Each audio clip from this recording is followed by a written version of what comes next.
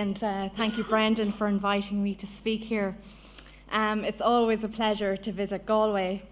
The last time I visited Galway was actually a bit warmer, and it was actually one of those really hot, sweltering days, and I was getting the train down from Galway, and it's the disadvantage of being vertically challenged. And he was getting the train, and it was one of those really crowded trains, and this man got on. Houston Station, as you know, has a wonderful establishment called Supermax, and he had this big bag, so you could tell from the smell that there was something nice inside. So he took out an ice cream, which he left to the side, naturally enough, took out a snack box, continued to consume that, then took out a big burger, then took out some chips, then took out some chicken nuggets, and part of me was mildly impressed. So then I could tell that he was getting prepared to disembark at Port Arlington, and he got a call on the phone as he was getting ready, so he consumed all this, and I was being very impressed. And so it seemed to be like the better half on the phone, wondering what time he was coming home at, and said, she'll be there in 10 minutes. And he asked her, "What's for dinner?" So the thought that occurred to me is, in the real world, people don't do or behave in the way you expect. And I certainly wasn't expecting that comment, which for me kind of sells the need for looking at real-world outcomes and looking at real-world data, because you never know what you're going to get. So my role in Novartis is working with a group of people who conduct real-world evidence studies. So, in terms of Novartis, we're the doers. I would proudly say I'm a nerd, and I say that with pride. So we conduct real-world evidence studies for Novartis with a view to having these published and adding to the body of knowledge. So today I'm just going to give a very high-level overview of this. So I'm going to tell you, first of all, why we do this, how we do it, and of course, I love to talk about data, so I'm going to tell you some examples of the data we use and some examples of the studies we conduct. So I suppose going to the question of, why is there this increase in real-world evidence, and why is it important? And I think the most important thing is that we need to understand the real-world outcomes for our products. We need to understand our patients, we need to understand the disease, we need to understand, are things effective in the real world, and, do we get what we expect, and all these other things. The other reason I think real-world evidence has increased is there's now a lot more data available. And not just data availability, but the ability to use it. So computing power has increased, and when I go and talk about some of the data sets that we use later, you'll see why that's important. The third reason I would say is there's also an external demand for real-world evidence from the pharmaceutical industry. It's not sufficient anymore to show that your product works in a clinical trial setting. You also need to show that it works in the real world, where people don't behave as you expect them to behave, and maybe you're not as compliant as you would expect them to be, or all these kind of things that happen in the real world. And it's not just, I suppose, looking at, from a pharmaceutical perspective, it's not just looking at products per se. We also look at real-world evidence across the life cycle. So even when a drug is in the early development stage, one of the first things you want to know is, well, what do these patients look like? What kind of comorbidities do they have? What's the resource utilization? How much are they costing the healthcare system? So there's a whole plethora of questions that we would want to know even before you start developing a product. We want to look at where is there an unmet need, etc. So it's across. So it's not just coming up to launch or post-launch. It's across the entire life cycle of a product. So let me move on to my favorite topic, which is data. So there's a huge number of types of real-world evidence data sets out there. So registry, survey data, chart reviews, social media, you name it. Today I'm just going to talk about two types of data that we use a lot in our group. So health insurance claims data and GP and hospital data. And just before I go into those, I think one of the messages from today is no data set is perfect.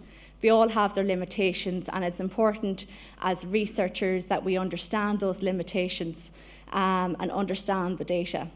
So if I talk about health insurance claims, so just quick show of hands, how many people here have filled out a health insurance claim form? Okay, a lot, okay. So one of the key data sets that we use, so if I just move, give you an example, is from the US. So it's a health insurance claims database. So this data, just to give you an example of, a real example of real world data, contains about 144 million unique patients. So when I was being interviewed about 3 years ago for a position at Vartis, I was asked, have you experienced using large data sets? And I said, oh yeah, I've worked with data sets with 10 to 20,000 observations. And they're like, okay. So the correct answer there was no.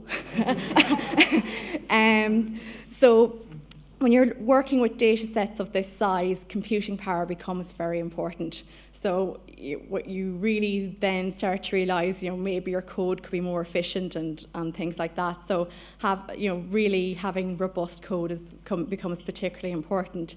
So this data set contains data on people on terms of their hospitalizations, their prescriptions, their outpatient, their GP usage, etc. So you can really glean a lot from this data for different kind of disease areas and different kind of comparative effectiveness studies. So I can give.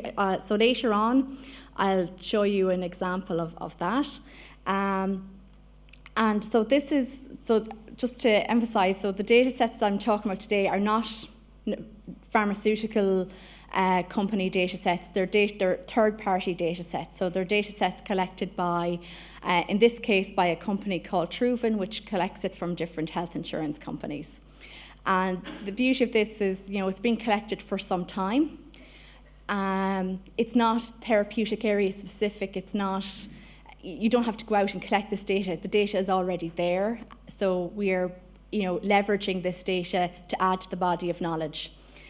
So in terms of, one of the things that was mentioned at the start was, we want to minimize the burden on patients in terms of, patient-reported outcomes.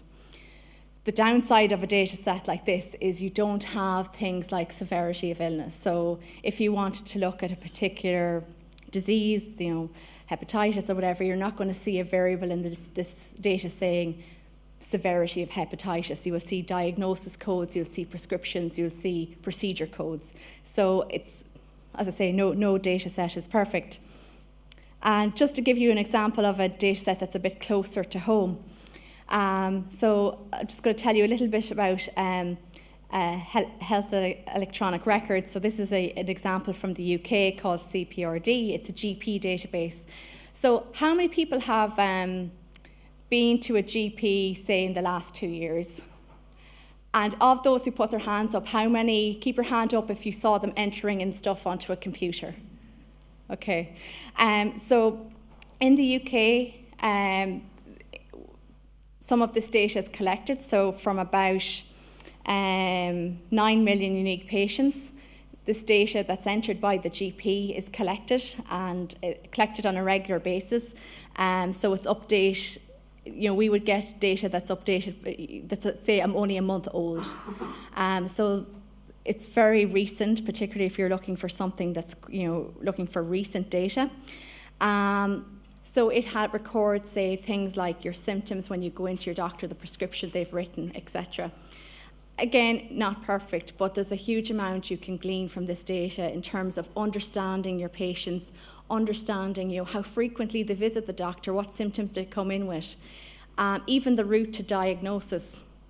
So sometimes a patient will go in and they'll get a diagnosis X, and ultimately you can then see the diagnosis changing until they come to another diagnosis. So you can understand the patient journey to diagnosis and to treatment.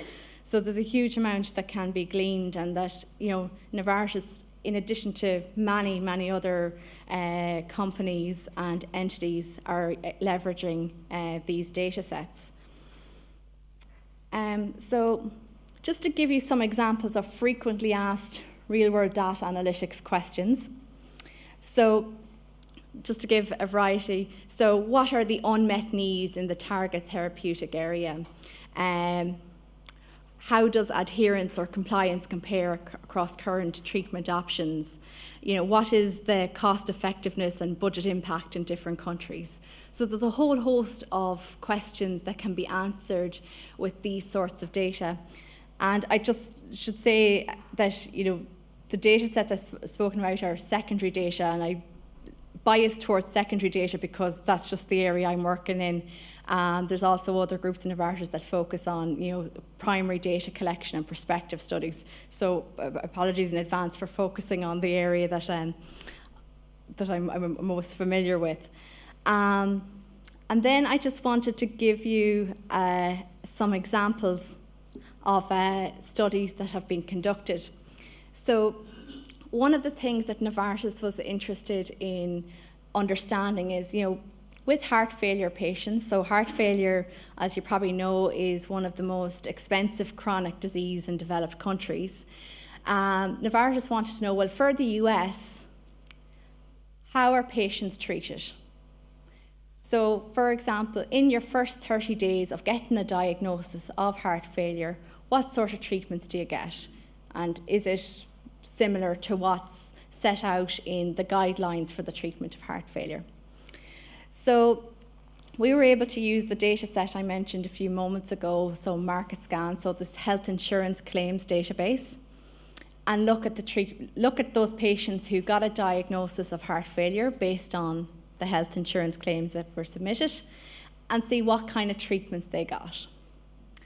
And just going back to the unexpected outcomes, one of the findings from this is that there was a substantial, so I think it was nearly 50%, or 45% or something like that, of patients didn't receive any treatment in the first 30 days of diagnosis.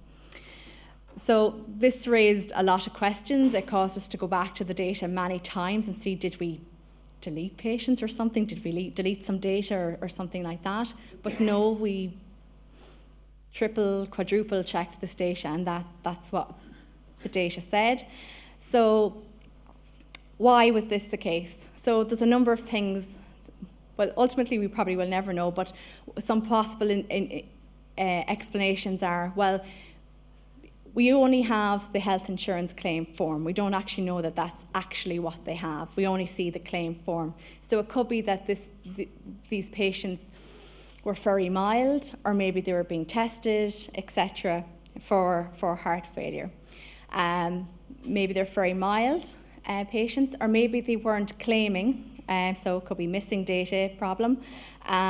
Maybe they weren't claiming for the drugs that they were taking. So it raised some questions, and it would probably lead to future research to better understand this.